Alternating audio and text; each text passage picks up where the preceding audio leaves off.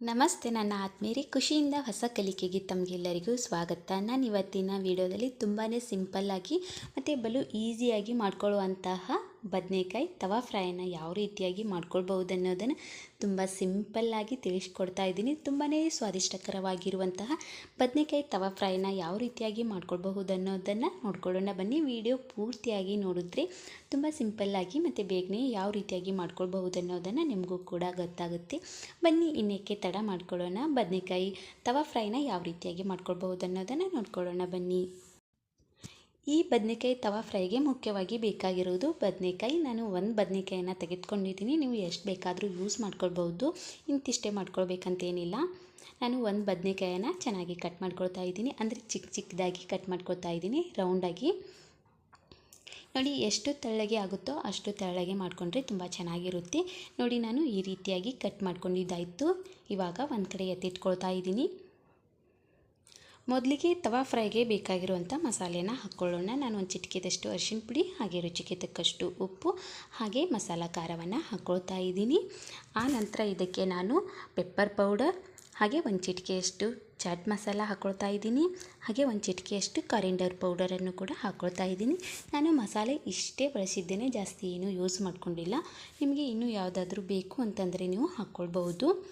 ಇದಕ್ಕೆ ನಾನು 1.5 ಸ್ಪೂನಷ್ಟು ಮೊಸರನ್ನು ಹಾಕ್ಕೊಳ್ತಾ ಇದ್ದೀನಿ, ಅಂದರೆ ಕಲಿಸ್ಕೊಳ್ಳೋಕ್ಕೆ ಈಸಿ ಆಗಲಿ ಅನ್ನೋದಕ್ಕೋಸ್ಕರ. ನಿಮ್ಮ ಮನೆಯಲ್ಲಿ ಮೊಸರು ಇಲ್ಲ ಅಂತಂದರೆ ನೀರು ಕೂಡ ಹಾಕ್ಕೊಳ್ಬಹುದು.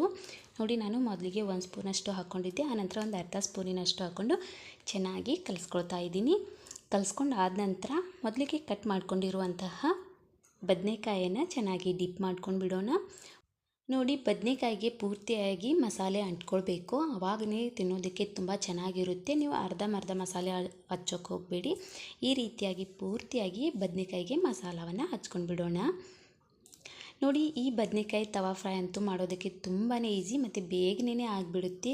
ಊಟದ ಜೊತೆಗೆ ಅಂತೂ ಸೂಪರಾಗಿರುತ್ತೆ ಅಂತಲೇ ಹೇಳ್ಬೋದು. ಇದನ್ನು ಅನ್ನದ ಜೊತೆಗೆ ತಿನ್ಬೋದು, ಊಟದ ಜೊತೆಗೆ ಸೈಡ್ ಡಿಶ್ ಆಗಿಯೂ ಕೂಡ ಇದನ್ನು ನೀವು ಯೂಸ್ ಮಾಡ್ಕೊಳ್ಬಹುದು. ನೋಡಿ, ಇವಾಗ ಪೂರ್ತಿಯಾಗಿ ನಾನು ಮಸಾಲೆಯನ್ನು ಬದನೆಕಾಯಿಗೆ ಹಚ್ಚಿದ್ದಾಯಿತು. ಇವಾಗ ತವಾದಲ್ಲಿ ಫ್ರೈ ಯಾವ ರೀತಿಯಾಗಿ ಮಾಡ್ಕೊಳ್ಬಹುದು ಅನ್ನೋದನ್ನು ನೋಡ್ಕೊಳ್ಳೋಣ. ನಾನು ಮೊದಲಿಗೆ ಒಂದು ತವಾನ ಇಟ್ಕೊಂಡಿದ್ದೆ, ಅದಕ್ಕೆ 1 ಸ್ಪೂನ್ ಆಗುವಷ್ಟು ಎಣ್ಣೆನ ಹಾಕ್ಕೊಳ್ತಾ ಇದ್ದೀನಿ. ಇದಕ್ಕೆ ಜಾಸ್ತಿ ಎಣ್ಣೆನೂ ಬೇಕಾಗೋದಿಲ್ಲ, 1 ಸ್ಪೂನಷ್ಟು ಎಣ್ಣೆ ಹಾಕಿದ್ರೆ ಸಾಕು. ಆ ನಂತರ ಬಿಸಿ ಆದ ನಂತರ ಇದಕ್ಕೆ ಮೊದಲಿಗೆ ಮಸಾಲೆ ಹಚ್ಕೊಂಡಿರುವಂತಹ ಬದನೆಕಾಯನ್ನು ಒಂದೊಂದಾಗಿ ಇಟ್ಕೊಂಡು ಫ್ರೈ ಮಾಡ್ಕೊಂಡು ಬಿಡಬೇಕಾಗುತ್ತೆ. ಮಸಾಲೆ ಹಚ್ಕೊಂಡಿರುವಂತಹ ಎಲ್ಲ ಬದನೆಕಾಯಿ ಪೀಸಸನ್ನು ಕೂಡ ತವಾದ ಮೇಲ್ಗಡೆ ಇಟ್ಕೊಂಡು ಬಿಡಿ, ಮತ್ತು ಜಾಸ್ತಿ ಹೊತ್ತು ಬಿಡೋಕ್ಕೆ ಹೋಗಬೇಡಿ. ತಕ್ಷಣಕ್ಕೆ ನೀವೇನು ಮಾಡಬೇಕಾಗುತ್ತೆ, ಇನ್ನೊಂದು ಸೈಡಿಗೂ ಕೂಡ ಹೊಳ್ಸ್ಕೊಂಡು ಬಿಡಿ. ಯಾಕಂದರೆ ಬದನೆಕಾಯಿ ತೆಳ್ಳಗೆ ಕಟ್ ಮಾಡ್ಕೊಂಡಿರ್ತೀವಲ್ವ, ಹೊತ್ಕೊಂಡು ಬಿಡುತ್ತೆ, ಇಲ್ಲ ಅಂತಂದರೆ ಘಾಟ್ ಆಗಿಬಿಡುತ್ತೆ. ಅದಕ್ಕೋಸ್ಕರ ಎರಡೂ ಸೈಡ್ಗೂ ಕೂಡ ನೀವು ತಕ್ಷಣಕ್ಕೆ ನೀವು ಹೊಳಿಸ್ಕೊಂಡು ಬಿಡಬೇಕಾಗತ್ತೆ.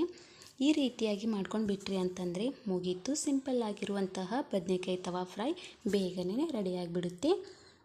ನಾನು ಮೊದಲಿಗೆ ಹೇಳಿರೋ ಹಾಗೆ ಎರಡೂ ಕಡೆಯೂ ಕೂಡ ನೀವು ಪದೇ ಪದೇ ಹೊಳಿಸ್ಕೊಳ್ತಾ ಇರಬೇಕು, ಆವಾಗ ತುಂಬ ಚೆನ್ನಾಗಿ ಬರುತ್ತೆ ಈ ಬದನೆಕಾಯಿ ತವಾ ಫ್ರೈ. ನೋಡಿ, ಇವಾಗ ನಾನು ಎರಡೂ ಕಡೆಯೂ ಕೂಡ ಚೆನ್ನಾಗಿ ಬೇಯಿಸ್ಕೊಂಡಿದ್ದೀನಿ, ತುಂಬಾ ಚೆನ್ನಾಗಿ ಫ್ರೈ ಆಗಿದೆ. ಇವಾಗ ಒಂದು ಸರ್ವಿಂಗ್ ಪ್ಲೇಟ್ಗೆ ತೆಗಿತಾ ಇದ್ದೀನಿ. ಈ ಬದನೆಕಾಯಿ ಫ್ರೈ ಏನಿರುತ್ತಲ್ವ, ಒಂದು 2 ಸೆಕೆಂಡಲ್ಲೇ ರೆಡಿಯಾಗಿಬಿಡುತ್ತೆ. ಇಷ್ಟು ಮಾಡಿದ್ರಿ ಅಂತಂದರೆ ಮುಗೀತು, ಬದನೆಕಾಯಿ ತವಾ ಫ್ರೈ ತಿನ್ನೋದಕ್ಕೆ ರೆಡಿಯಾಗಿಬಿಡ್ತು. ಇದನ್ನು ನೀವು ಚಪಾತಿ ಮತ್ತು ರೊಟ್ಟಿ ಏನಾದರೂ ಊಟ ಮಾಡ್ತಿರ್ತೀರಲ್ವ, ಆವಾಗ ಸೈಡ್ ಡಿಶ್ ಆಗಿ ತಿನ್ನೋದಕ್ಕೂ ಕೂಡ ತುಂಬ ಚೆನ್ನಾಗಿರುತ್ತೆ. ಇದಕ್ಕೆ ಒಂದು ಸ್ವಲ್ಪದಷ್ಟು ಅಲಂಕಾರ ಮಾಡಿದ್ರೆ ತಿನ್ನೋದಕ್ಕೆ ಇನ್ನೂ ಜಾಸ್ತಿ ರುಚಿ ಕೊಡುತ್ತೆ ಅಂತಲೇ ಹೇಳ್ಬೋದು. ಮೊದಲಿಗೆ ನಾನು ಕಟ್ ಮಾಡ್ಕೊಂಡಿರುವಂತಹ ಕೊತ್ತಂಬರಿನ ಹಾಕಿದ್ದೇನೆ, ಆ ನಂತರ ಇದಕ್ಕೆ ನಾನು ಕಟ್ ಮಾಡ್ಕೊಂಡಿರುವಂಥ ಸ್ಪ್ರಿಂಗ್ ಆನಿಯನ್ನು ಕೂಡ ಹಾಕಿದ್ದೀನಿ. ನೋಡಿ ಎಷ್ಟು ಚೆನ್ನಾಗಿ ಕಾಣಿಸ್ತಾ ಇದೆ ಅಂತ. ಇನ್ನೂ ಒಂದು ಸ್ವಲ್ಪ ಜಾಸ್ತಿ ಅಂದರೆ ಹಾಗೆ ತಿನ್ನೋದಕ್ಕೂ ಕೂಡ ಚೆನ್ನಾಗಿರುತ್ತೆ ಅಂಥೇಳಿ ನಾನು ಕಟ್ ಮಾಡ್ಕೊಂಡಿರುವಂತಹ ಈರುಳ್ಳಿನೂ ಕೂಡ ಹಾಕ್ಕೊಳ್ತಾ ಇದ್ದೀನಿ. ಇದನ್ನು ನೀವು ಹಾಗೇನೂ ಕೂಡ ತಿನ್ಬೋದು, ತುಂಬಾ ಚೆನ್ನಾಗಿರುತ್ತೆ, ಒಂಥರ ಚಾಟ್ಸ್ ಥರನೂ ಕೂಡ ಅನಿಸುತ್ತೆ. ಅಷ್ಟೊಂದು ಸ್ವಾದಿಷ್ಟಕರವಾಗಿರುತ್ತೆ ಈ ಬದನೆಕಾಯಿ ತವಾ ಫ್ರೈ.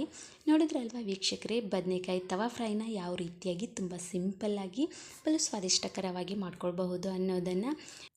ಒಟ್ಟಿನಲ್ಲಿ ಹೇಳಬೇಕಂದ್ರೆ ಈ ಬದನೆಕಾಯಿ ತವಾ ಫ್ರೈ ಅಂತೂ ಸೂಪರಾಗಿರುತ್ತೆ. ಊಟ ಕೂಡ ಇನ್ನೂ ಜಾಸ್ತಿ ಮಾಡ್ತೀರಾ ಅಂತಲೇ ಹೇಳ್ಬೋದು. ಈ ವಿಡಿಯೋ ನೋಡಿದ ತಕ್ಷಣ ನೀವೆಲ್ಲರೂ ಖಂಡಿತವಾಗ್ಲೂ ಟ್ರೈ ಮಾಡ್ತೀರಾ. ಟ್ರೈ ಮಾಡಿದ್ದೇ ಆದರೆ ಹೇಗೆ ಬಂದಿದೆ ಅನ್ನೋದನ್ನು ತಪ್ಪದೆ ಕಮೆಂಟ್ ಮೂಲಕವಾಗಿ ತಿಳಿಸಿ. ಹೀಗೆ ಮುಂದಿನ ಹೊಸ ವಿಡಿಯೋಂದಿಗೆ ನಿಮ್ಮ ಜೊತೆಗೆ ಬರ್ತಾ ಇರ್ತೀನಿ. ಟೇಕ್ ಕೇರ್, ಬಾಯ್. ಖುಷಿಯಾಗಿರಿ, ಸದಾ ಯೋಚಿಸ್ತಾ ಇರಿ. Thank you.